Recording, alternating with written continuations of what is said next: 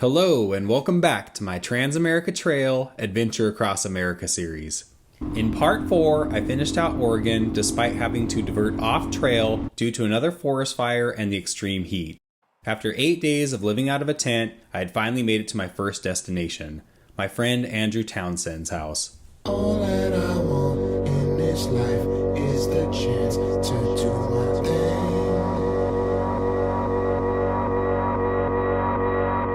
I'll admit, having access to running water and electricity was pretty exciting. But even more exciting was seeing an old friend. Andrew, or Townie as we call him, took me on a tour of Idaho, which included floating on the lake with some beverages and tunes, popping off some rounds in the middle of nowhere, and hitting downtown Boise for some bomb food and cool sights. After a full day of relaxation and activities with my friend, I decided to get back to work on my mission. I spent the entire next day rebuilding my bike, which included swapping out my brake pads, airing up my tires, changing the oil, and most importantly, replacing my makeshift coolant reservoir overflow tank. I was honestly shocked my homemade gizmo made it all the way to Idaho. It endured all sorts of mishaps, from extreme heat to a pretty hard crash. I honestly felt bad about discarding this piece, but space was already so limited on my trip, and everything needed to serve a purpose.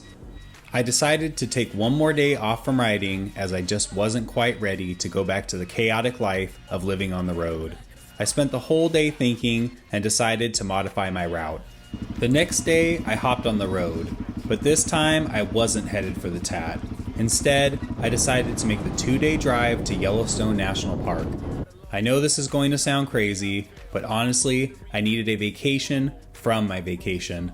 Every day, I was spending nearly 3 hours cooking, setting up camp, and breaking it all back down, in addition to the 8+ hours I was riding each day.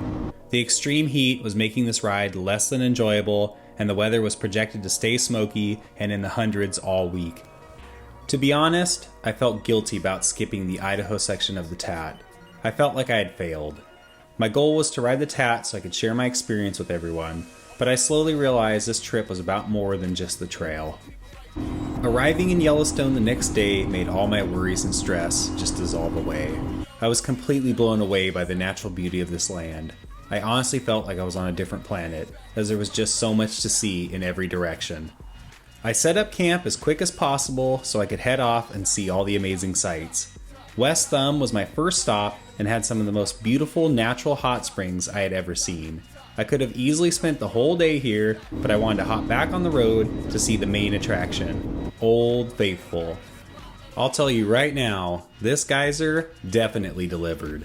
My videos don't do this natural wonder any justice. Going to see this thing in real life is something I feel everyone should experience at least once. This place was magical. Everything looked more beautiful than I can even describe. I was thoroughly enjoying my stay in Yellowstone. It was nice to be camping and not having to worry about breaking down all my gear and planning my route the next day.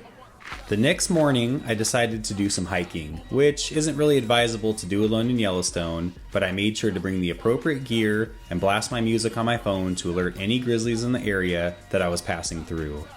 I hiked for hours, which was another first for me on my trip. Being on foot really made me appreciate riding my motorcycle, just as riding a motorcycle makes you appreciate having a car.